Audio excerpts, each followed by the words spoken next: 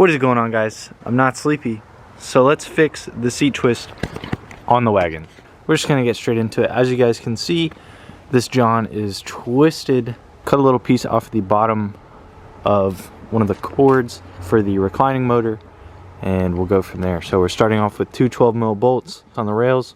We're gonna push it forward to unclip it, unclip the electrical connections, and then I'll show you. All right, so right here we have the seat loose. I'm not even gonna take it out because the seatbelt's attached and I can do it this way.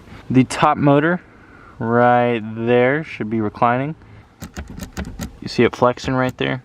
That's the one that we're gonna be heating up that little metal piece, pulling it out, and then trimming it. And just like that, we have brought it out. We're gonna push this little wire, the little cable, all the way back in the rubber as far as we can, and then trim off probably to about right there. Right there. So I'm gonna trim it, and I'll get back with you guys in a second.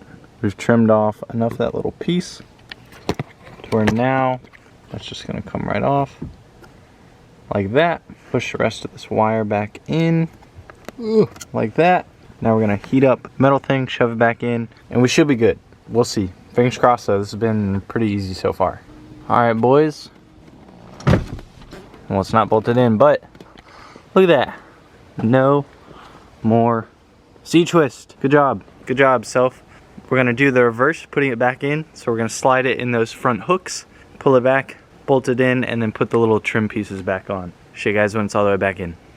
All right. So you guys can see this thing is no longer twisted because of the motor anyways. It is twisted just a little bit naturally, but sitting in this thing now, 10 times better. 10 times better than before.